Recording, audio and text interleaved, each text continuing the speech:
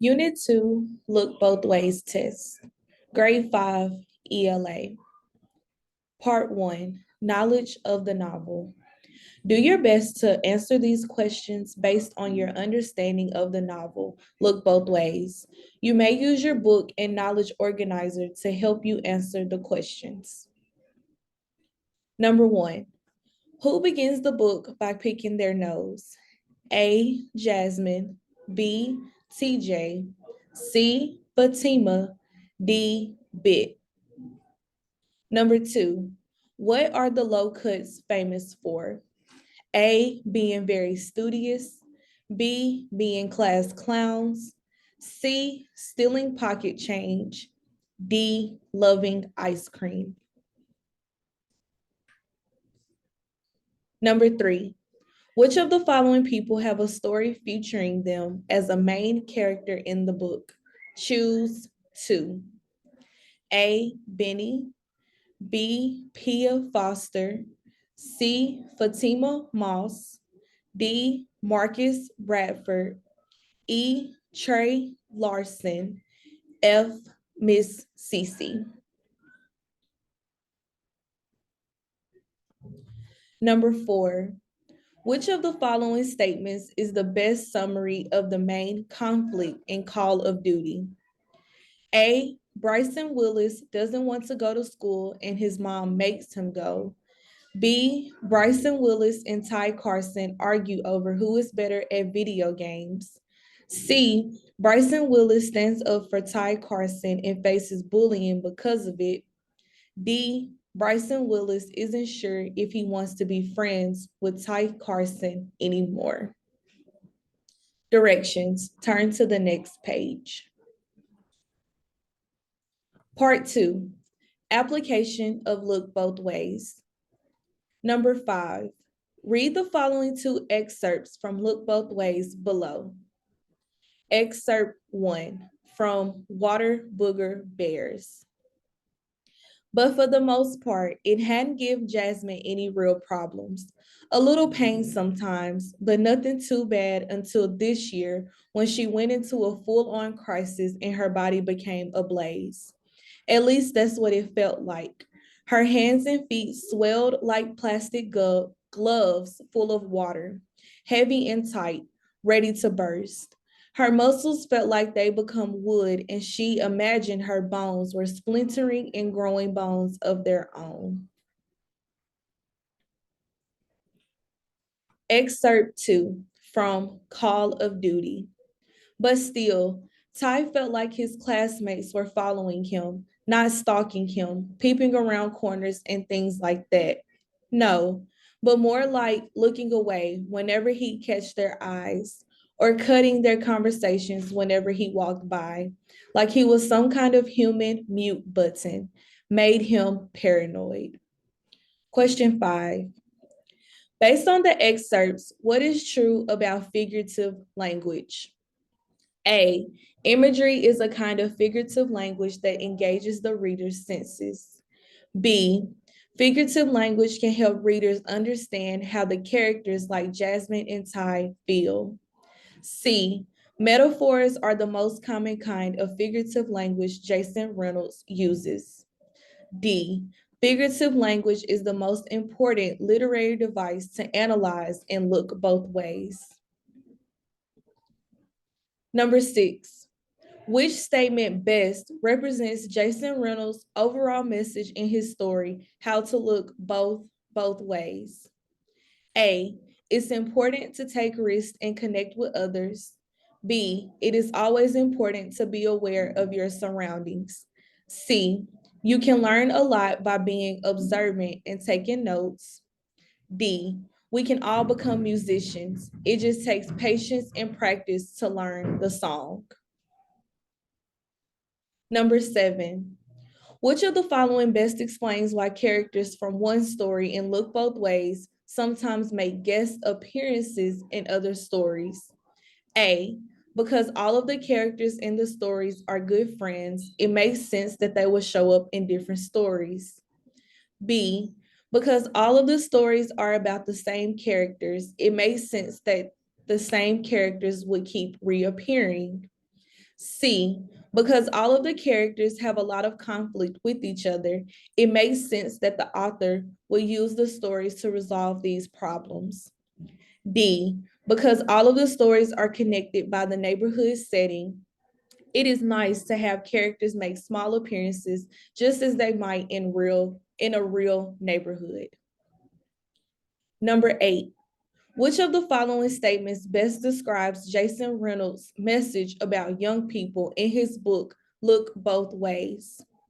A, young people are all incredibly kind to their parents. B, young people are really good about standing up to bullies. C, young people always plan out the way they walk home from school. D, young people are all different. You can't rely on stereotypes to explain them.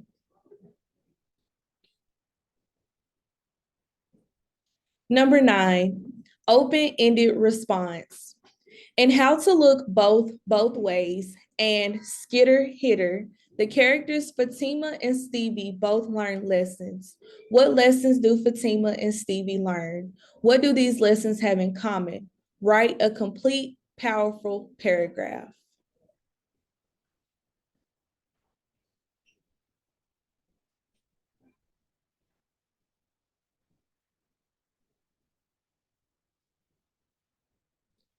Part 3, application in a new text.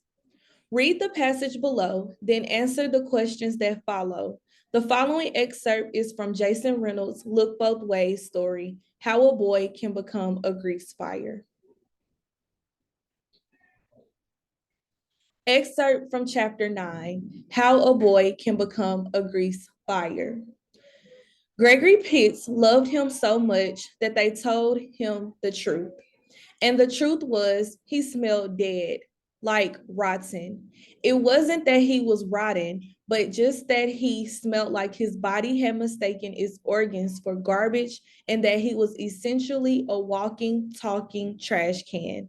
And on this, of all days, that smell just wasn't going to cut it. So, in an act of service and sheer desperation, Ramar Vo, Joey Santiago, and Candace Green, Gregory's crew, decided to help him out because today was a day of romance. Before we get going, you sure you good, Candace? Joey asked. I heard what happened to Bryson. Bryson was Candace's cousin. He got jumped the day before. Yeah, it's cool. Bry's a tough kid, said Candace.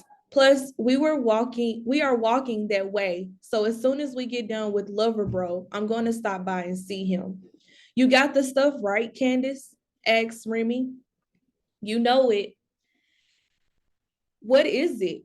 Why are y'all talking about it like it's Gregory caught himself? Know what? It don't even matter as long as it works. Oh, it'll work, Joey said, bouncing his eyebrows. Remy dug around his backpack and pulled out a can of body spray. Now, Justin gets this stuff from the gas station. He says it's basically deodorant for your whole body. Justin was Remy's older brother, and he was always let Remy tell it. He popped the top of the canister. Close your eyes. And then he sprayed Gregory from the top of his head to the bottom of his feet. A spritz or two even got in his mouth, sending Gregory gagging and coughing. Hold still, Candace ordered, while Remy spun Gregory around and sprayed all down his back. It smelled like a combination of burnt flowers and burnt rubber. But that was better than Gregory's normal smell, the smell of all day funk. No spraying, Miss Walkley yelled, pointing at Gregory and his friends. You know the rules. Go away if you want to spray. Miss Walkley's frustration came from the fact that there was always someone spraying something in the hallway. Always a perfume or cologne that was supposed to help but ended up taking stink up to stank. But this was a special case. Either way, Miss Walkley's outrage was hilarious to Gregory, Remy, Joey, and Candace, so the four of them cracked all the way up. Go away if you want to spray, Candace repeated with a hoop. She's a poet and she don't even know it. A rapper that looks like a napper, Remy followed. A spitter is way too bitter. Joey came in third. All of their jokes matched the corniness of Miss Walkley's non-joke, which made them laugh even harder. Gregory half choking because laugh plus spray equals choke. They started walking, but they weren't walking home like they normally did. They lived in the Southview apartments, but decided that they will walk over to Rogers Street because that's where Sandra White lived. Gregory had been trying to work up the courage to tell her that he liked her and wanted to know if maybe they could be boyfriend and girlfriend, even though he hated the way that sounded. Sounded trash. Together is what he preferred to call it. He had told Remy, Joey, and Candace that he wanted to do this and that they were all in full support and along for the ride. Not to mention, Candace was the only one who knew where Sandra lived. She and Sandra were closer when they were younger, but they were still cool. Even though they were all in support of Gregory shooting this shot, they also told him he needed to prepare. He needed to make sure he was ready and to put his best foot forward, first and foremost. He needed to not smell like a forward foot. He needed to smell better than the lunchroom, better than the locker room. Yeah, so I just hit you with the ooh, and now you're ready for so la la, Remy said. He was always saying corny stuff like that, mainly because he swore he was some kind of mastermind when it came to approaching girls, thanks to Justin, even though Candace told him every chance she got, he wasn't. I think you hit him with the too much ooh, like smells more like ew, Candace joked, curling her top lip under her nostrils, but it was better than before. And since the smell part worked out, it was time for her to explain the importance of moisturizing. Now that you don't stink, we got to make sure you ain't dry. Candace pulled a bottle of lotion the size of a shoe out of her backpack. Gregory's eyes widened and his brows furrowed, leaving him with a look of astonishment and fear. Number 10. What does paragraph 1 reveal about the characters? A. Gregory's friends are trying to help him. B. Gregory's is struggling to be confident. C. Gregory's friends are cruel to him and rude. D. Joey has a crush on someone at school.